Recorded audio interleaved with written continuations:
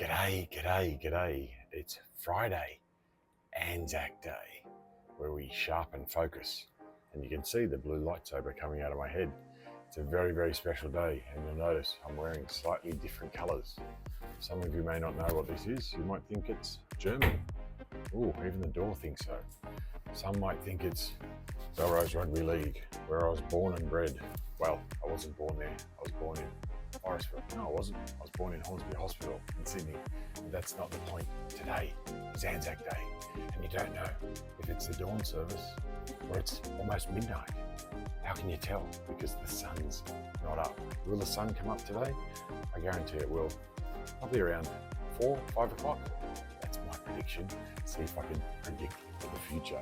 But you might be watching this on Saturday or Sunday. So we need to also reflect on yesterday. Hang around. Do you feel like there's never enough time in the day?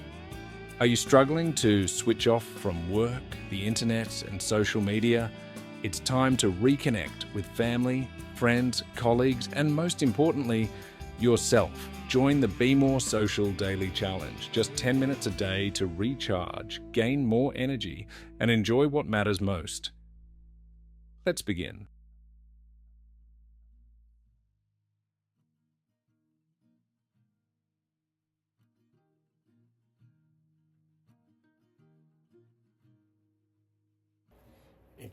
Interesting. So yeah, let me finish. Green for the ANZACs. We've got the Belrose, we've got the green light. Pretty cool. Really love. It's one of my favourite days of the year, ANZAC Day. And it's got a lot more relevance this year, 2025. And some might call it religious. Yeah, I sort of turned my back on religion a long time ago, and I didn't find out until yesterday as I was reflecting on yesterday, which is cultivating awareness. And I became aware from my mother how my father was disgusted at the Vatican City when he went there, or when we all went there, the three of us, back in 1982 or 83, I want to say, probably 84. Something significant happened there. I think we won the America's Cup, which was named after America, but we still won it. And I think New Zealand won that a fair few times after that. It's got a lot to do with ANZAC Day, doesn't it? But ANZAC Day is growing. Well, the ANZACs are growing, and I mean the utmost respect for them. And the church may be growing too, in a slightly different way than people might expect. Because my understanding of religion, is just jointed as it is based on my short term at a Catholic all-boys school, where I was forced to follow these rules that didn't really make sense to me. Thou shalt not, thou shalt not, thou shalt not. And let me tell you, as a man who grew up as a young boy, whenever someone told me not to do something, I ended up doing it. It could have cost me my life. I smoked for 35 years. You know what I mean? They told me not to, so I did. Really healthy. And that comes from me, from the commandments, 10 commandments of what not to do. Well, I'm a positive forward thinker, and I like to use language in an empowering way. That's generally Wednesday's daily challenge. But today we're going to sharpen focus, and that's ANZAC Day. So how do we sharpen focus on the ANZACs? Well, I've got many stories to tell, and I met some really cool people, and that's been throughout my life. It's been on ANZAC Days. ANZAC Days remembered for different days for different people. I didn't realise today, but two of the richest people in my life are actually Riches, and one's Rich, and the other one's Jacqueline Rich, and the third one was my father, Rich. So by name, they are rich. People hear the word rich and they think, hey, money.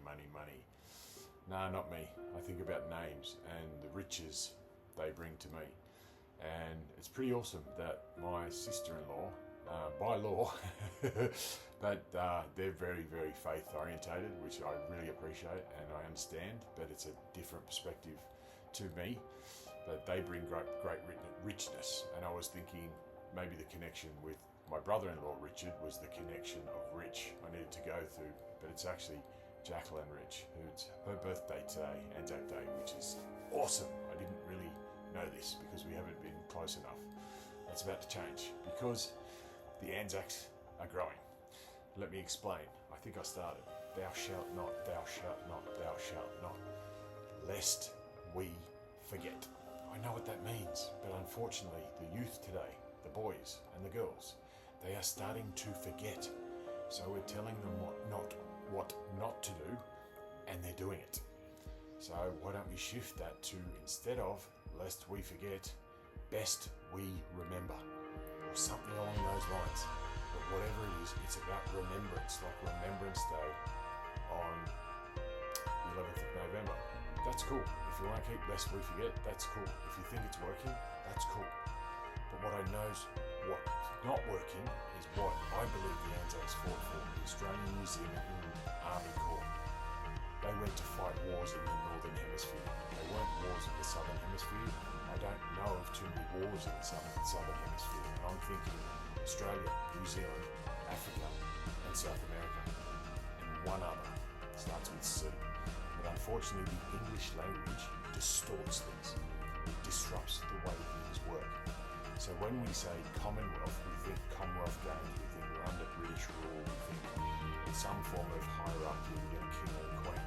But my understanding of a commonwealth is very similar to a common man and their wealth as men and women. If you hear something different, I'm totally sure I agree with you 100%. You are right. Please allow me to be right also, because this is my interpretation of language. I just speak 5 languages, and they're very different to everyone else. You may be understanding in English, but I got told very young I failed English. I wasn't good enough at school to read and write and speak English. But I speak 5 other languages. I write 5 other languages. And for some, you may not understand what I'm saying. But I spoke to some awesome people over the last couple of days explaining my 5 languages. And we laughed, we had fun, and we focused on the future. We focused on remembering the best parts and some of the not so good parts of the past, but we focused on how do we improve that with today and moving forward in the future. Do you want to know what those 5 languages are? There's actually 7, but I've already shared the daily challenge. And I might keep one of them a secret, but the other 5. So we look at 7s, 5s, 3s, whichever numbers resonate with you. But my 5 languages are strengths. I've shared strengths with you before. Strengths, beliefs, morals, core needs, and values. They're the 5 languages that I talk, that I speak, and I listen to. So I read body language. I listen to body language. I talk about communication all the time. 7% are the words that I say. Now you may not have heard that, or you may have been able to read my lips. Now can you tell when I'm talking louder or softer? Yes, you might be, but guess what? AI can't. So no one can hear me because AI is sending you code. But what's also happening is AI can't see this. So they don't know what I'm doing. It's called body language. Yeah? You know that? These are part of the languages that I've learned. I learn that I'm leaning forward and leaning back to get your attention. I'm also aware of when I take you on a roller coaster of ups and downs. There are techniques. Some people call it neuro-linguistic programming. Some people call it reading body language. Some people call it manipulation or hypnotherapy or influence. Whatever you want to call it, it's up to you. I call it the 5 languages that I speak through my communication style. I think it's pretty empowering. I think that 7 daily challenges are awesome. Why? Because they're my challenges.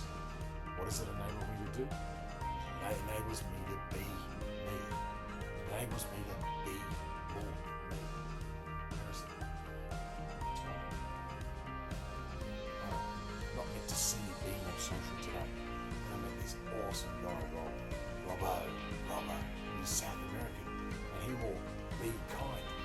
Be kind. And he realised that he wasn't being kind to himself. And when we went out and had a couple of beers, he had the best day in his life.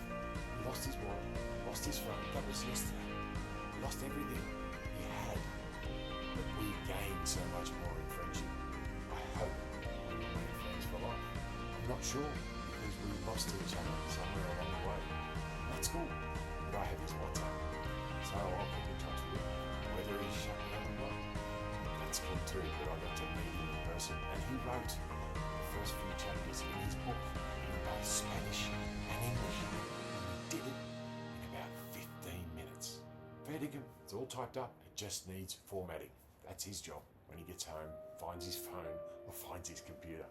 It's really, really cool. Also met another bloke, Richie, Kiwi guy. Really, really interesting bloke. He wrote one chapter in his book and I didn't get his contact details, so I've either got to meet him again or I've got to reword it into a story about when I met this bloke who was really rich at a place on ANZAC Day, blah, blah, blah, and I'll tell the story that way. So I'm disclosing a little bit of information about who Rich is, but I'm not telling the whole story. Does that make sense? And it connects with me, connects with him, it connects with all of the daily challenges, all of the strengths and morals and values and beliefs and core needs, but just in a slightly different way. Because we cultivate awareness through elevating language or neuro-linguistic programming, and we strengthen our habits by writing these chapters and doing these daily challenges. But we start with why. Yeah, we start with why. We start with the end in mind. So we don't why the start. We start with why, where why is the end that we begin with. Now you might think I'm talking in tongues. Interesting. Yeah, it's plain that. Finish. Great.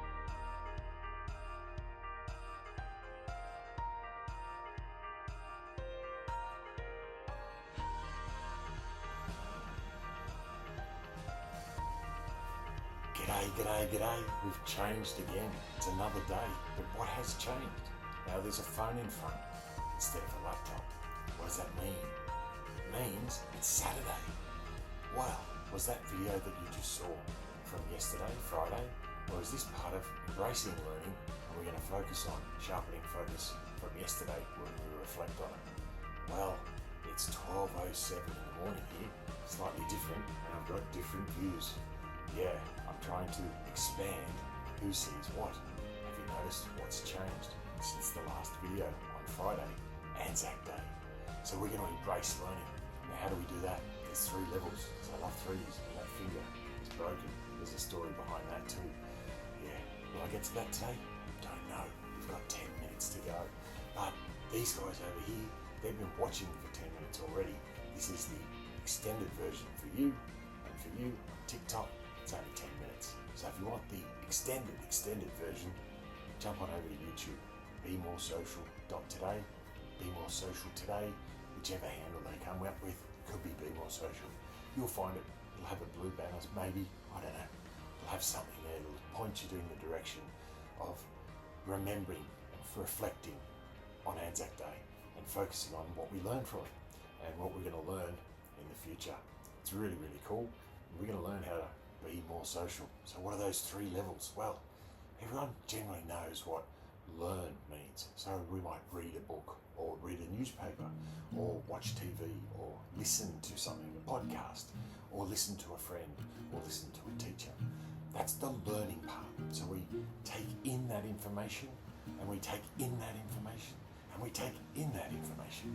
Now, did I say that 3 times or was it once, just skipping and looping and looping? But that's what 3s are. It's circular, isn't it? It's circular. But the second level, that's where we start to shift gears. We go up to practicing. Now, if you remember back at school, well, in my day, you used to do homework, and that's how you used to practice. Now, I don't know if they're allowed to do homework anymore, so I don't know how much they're practicing. I know how much my wife practices as a high school teacher because she comes home and marks about 10 to 50 assessments a night. So she's got her 9 to 3 day. She stays at work till about 5 or 6 marking and then comes home and does more marking. So for all of you out there, giving a good rap to those people that work hard for the people in our community, I think teachers are up there. But a lot of people just put them down saying they get 12 weeks holiday a year. But let me tell you, they get a bit of slack from their students. But then on top of that, when it's Parents' Day, oh yeah, there's 2 of them coming at them. Well, not so many these days because there's so many split families, but that's a discussion for another day. We're going to reflect on Anzac Day and find out what we learnt or learned. I'm not sure if it ends in a T or an ED, but what's the most important part of the learning process? It's sharing. Sharing freely is tomorrow, Sunday, but today we're going to learn and practice, and then we're going to share. I'm going to share with you here in a 10-minute video, but I'm going to spend 3 or 4 hours sharing today with awesome people. So I started over there, and in the previous video talking about Robbo from South America. Yeah, he speaks Spanish. He wrote half a book yesterday. It was really cool. In about 15-20 minutes. It was awesome on Anzac Day. We were laughing so hard because we were talking the same language. You know what I say? Be more social. Simplemente di hola. That's simply say good day in Spanish. I never spoke Spanish before yesterday. Now I speak Spanish. And I can read Spanish. Well, sort of. I read his English version and then I pretend to read the Spanish version back to him, and he's like, wow, how do you do that? Well, I do it with AI. But remember, I failed English when I was at high school, but somehow I'm now coding in AI. I know how to code. I didn't do a coding course. I didn't do a degree at university for coding. I actually did a degree for psychological science, but I got kicked out of that for making one little mistake. You know what that mistake was? I wrote an ironic blog post about ChatGPT, and this is way back when it first came out, about 2 years ago. When I say way back, that's a long time in technology. And I actually planted a fake citation in there to show irony, because the whole blog post was meant to be ironic. But someone picked it up, and I don't know if it was an actual bot, because bots were relatively new to the general public. But I knew better because I was using AI and I knew how to use it purposefully. Was it a test, or was it me pushing the boundaries to see how far I could go using AI? Well, I broke my hand. So before that, I was doing all my assessments on a computer with 2 hands. Now, if you remember, I used to handwrite and I failed. So imagine with 2 hands typing. Now all of a sudden I've got one, and it's hard to do copy and paste. So I've got this plaster on. And where did I break my hand? I played footy for over 20 years, both codes, rugby league and rugby union. And it amazed me. I never broke a bone in my body, but at 50 years of age, I slip over on a council footpath and I break my hand. Why? Because the council make footpaths that you're not meant to walk on. If you've ever tried walking on the footpaths on the Gold Coast in Surfers Paradise, they're made of rocks and pebbles. It's very uncomfortable. And then, if you go closer to surface, every second tile is white and they're as slippery as a ghost. Well, a ghost slippery? Well, I guess they slip through the night. But hey, I rang them to try and get some form of insurance that they'll fix them. You know what they told me? We don't insure you. You're the public. You should have fallen over in a shopping centre, because that's a private place and they've got insurance and they'll pay you. Well, hopefully you don't slip over, because they put safety measures in place and they don't necessarily put tiles down where it rains, and if someone walks on it, they slip on their ass and break their hand. Now, I'm relatively fit. I'm 50 years of age, but imagine that person was 70 or 80 or 90 on their way to Anzac Day Remembrance, and they slip over and crack their head open. Yeah, good on you, Gold Coast Council. You're not insuring them, are they? That's risk. Now, my question, are you laughing at us? Or are you doing this on purpose? I think you're doing it on purpose and laughing at us. Just like Doge in America with Musk and Trump and Putin and Xi Jinping. I think they're all laughing at the common man, because the Commonwealth is from the common man and woman. And we keep paying our taxes, we keep doing all these things, following this path, and no one's standing up. Well, now it's time to stand up to the Northern Hemisphere. So I believe we remember the ANZACs and honour them, because they went to war to fight a war that wasn't ours. And I remember that every day of my life, and I'm grateful and thankful. Now, you can look at Indigenous history. Now, I look at the world backwards, upside down, and from a different perspective. But I think I'd like to call it privileged. Now, some of the Aboriginals went to war in World War One, and I respect that and honour that. But I believe there were challenges for them because they thought they were being looked at as a second-class citizen. What I saw, or what I heard, or what I remember, is the fact that the British sent their criminals here to go and fight their wars. They wanted to come to Australia because it was closer to other places they could fight wars in. If I'm wrong, cool. I believe I'm right. So they were protecting the Indigenous people by saying, we're going to camp base here and we're going to send people off to fight our wars in the Northern Hemisphere. And we did. We sent them to Africa, in Egypt. That's my understanding. Well, these guys have clicked off, so we don't need to watch them anymore. I'm going to finish the story with you guys because it's a little bit easier to not be timed out, and I'll edit it and turn it into maybe a half-hour video or something like that.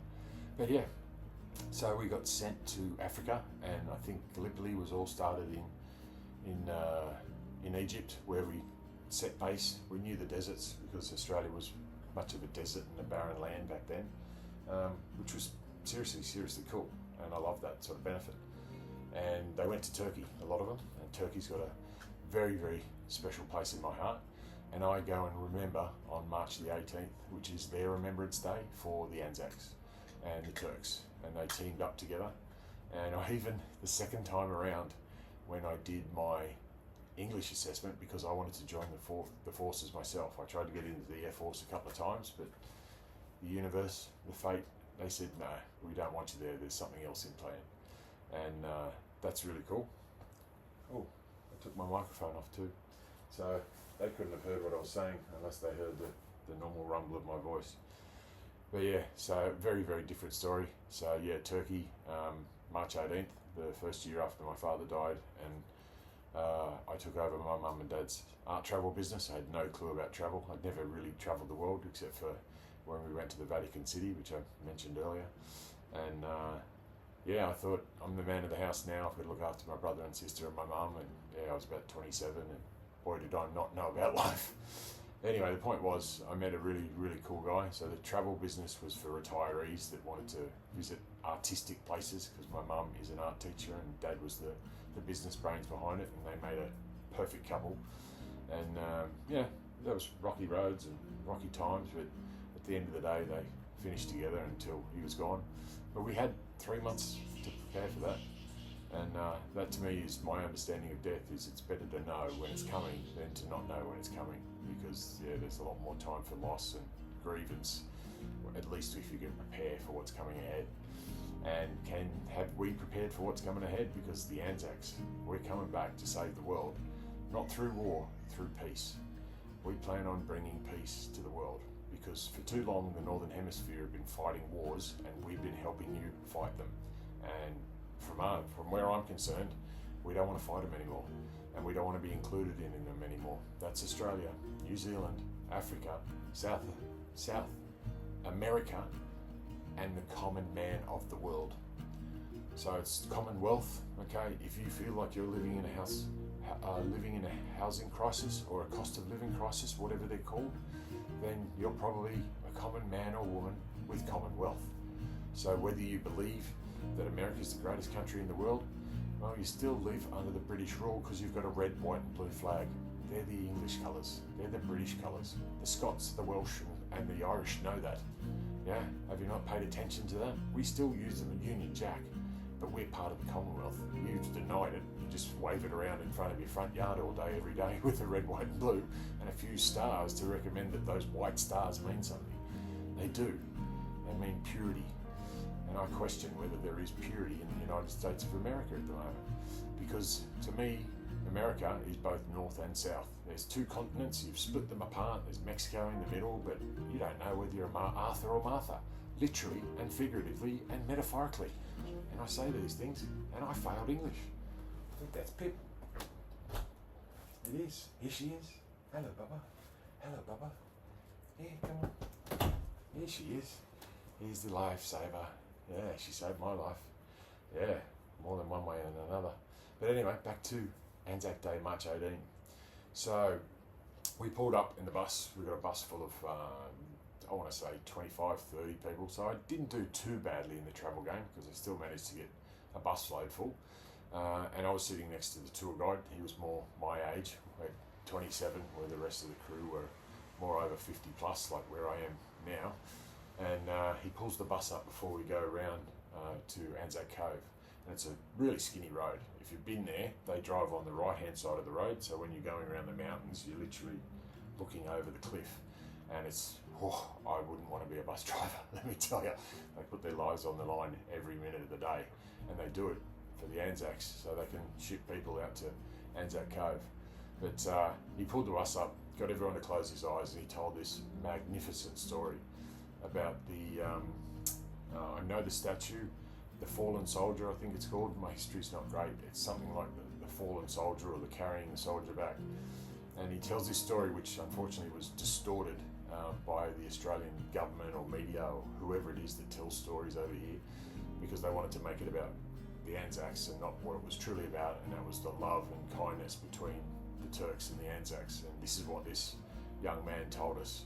And it was such a beautiful story, and it brought tears to our eyes. And I'm happy to share that with you.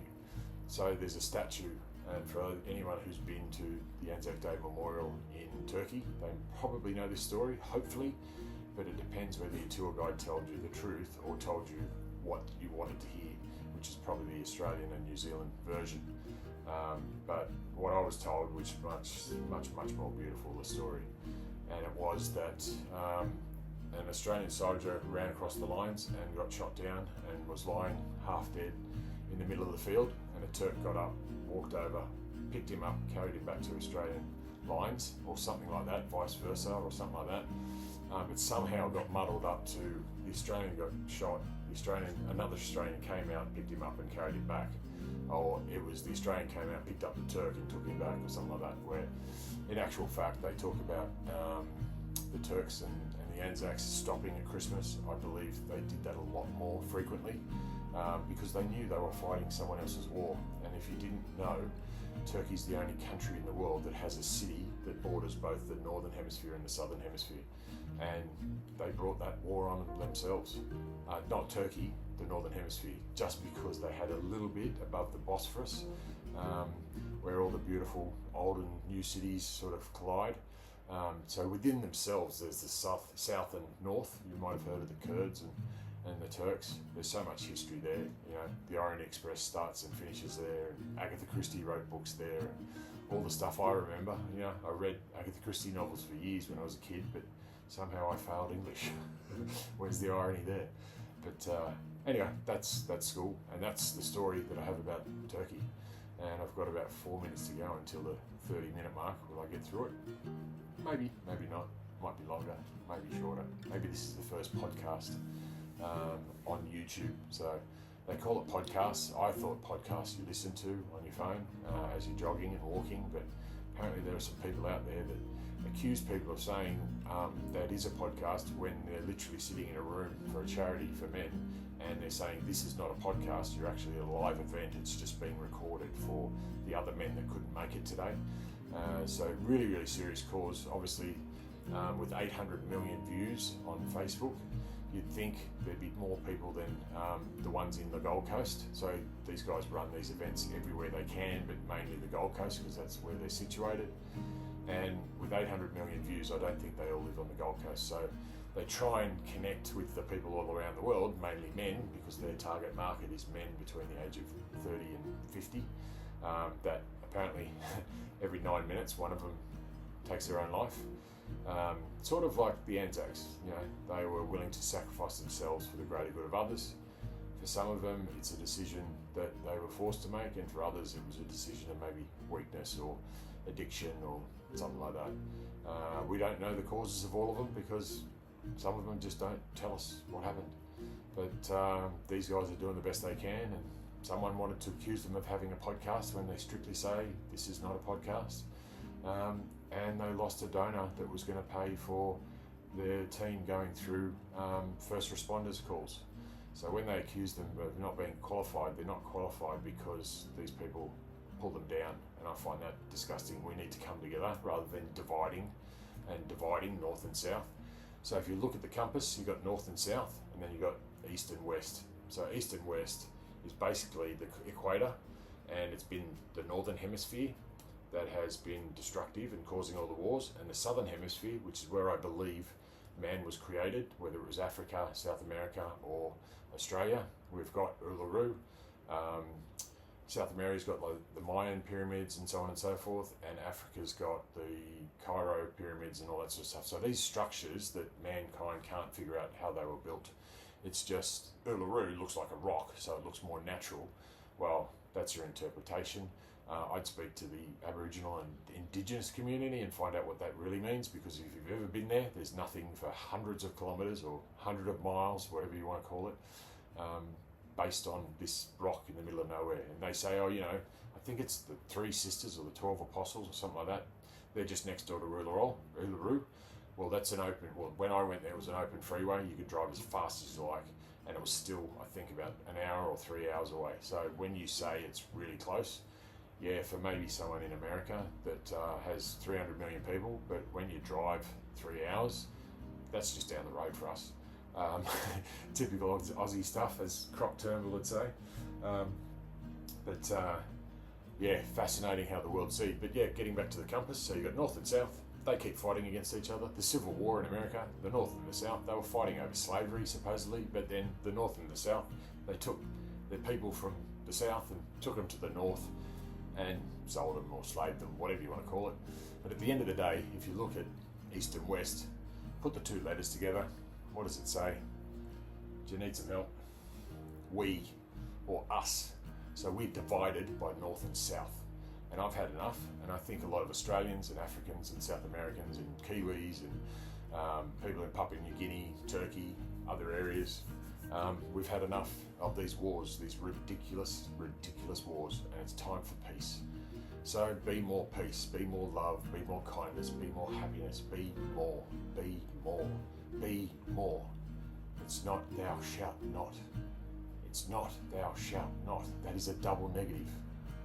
It's be more. Whatever you want it to be. Be more why, be more how, be more what. Just be more. Be more Aussie, be more Kiwi, be more Latin, be more Safa, be more Kenyan, be more happy, be more love, be more kindness, be kind, be happy, life be in it. Oh, one of my favourites. Keep Australia beautiful. You're killing my dog. Every time she walks down the streets of Surfers Paradise, she's eating kebabs and pizzas and eggs and French fries or chips or whatever you want to call them, because people just throw it on the street now. It's absolutely disgusting. It used to be cigarette butts in my day. Now it's food. Yes, maybe we should start shitting on the grass again, because that's what nourishes the ground. But we've got to put it in plastic bags. Think about recycling, people. You think picking up shit, which is compost for the ground, is unhealthy, but putting it in a plastic bag that doesn't decompose, you think that's healthy. Ugh! That's not climate change, that's climate fucked. You're the idiots. Whoever thinks that putting shit in a bag and throwing it somewhere where it's not going to decompose, I'm sorry, that is ridiculous behaviour. And whoever taught you to do that, you need a slap upside the back of the head. Yeah, I copped that when I was growing up, but hey, we don't do that anymore. I'm not saying we should. I'm saying we should be more happy, be more kind, be more loving.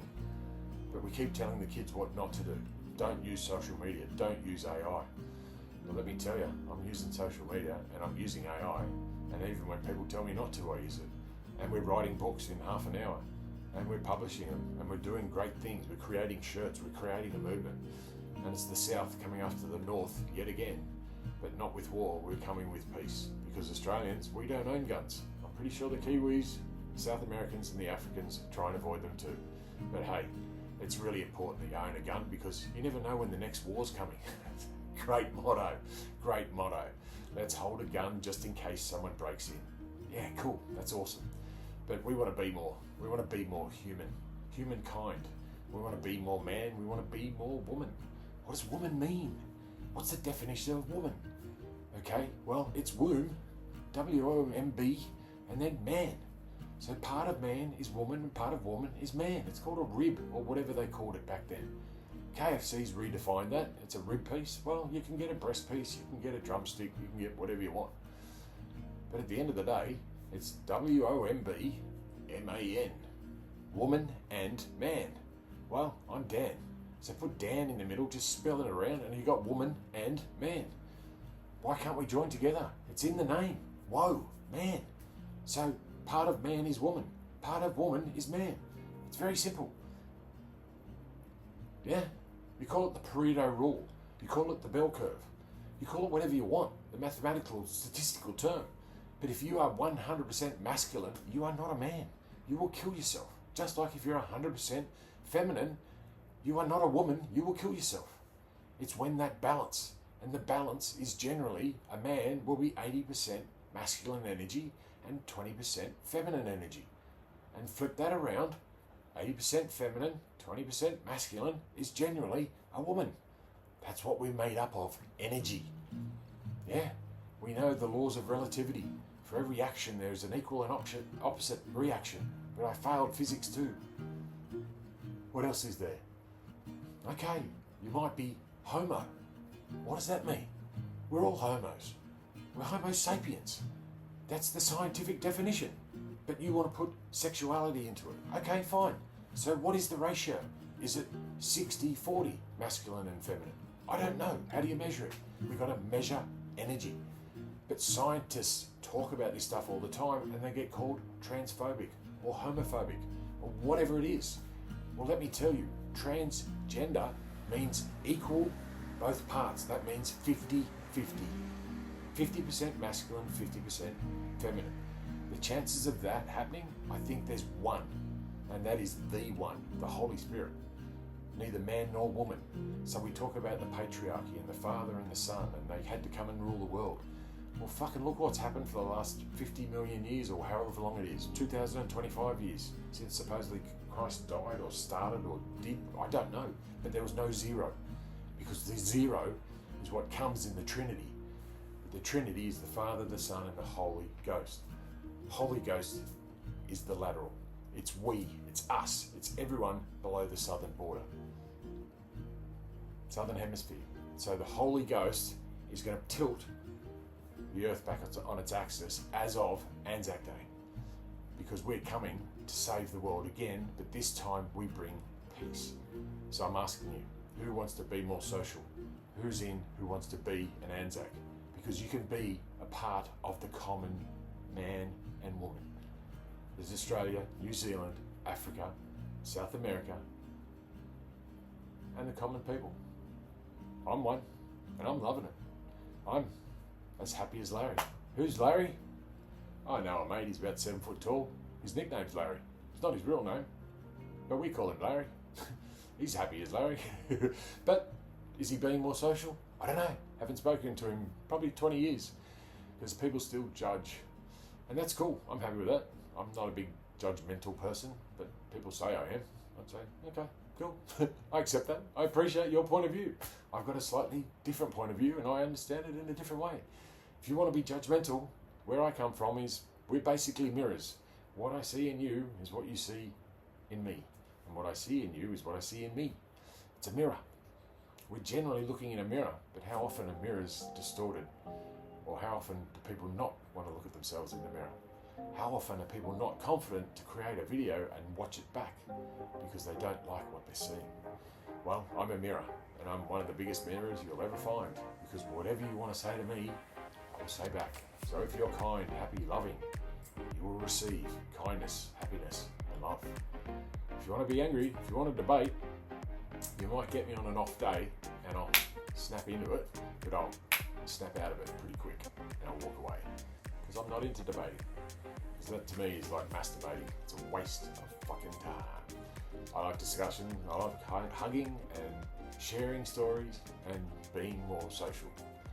I just simply say, g'day. Happy ANZAC Day. Best we remember.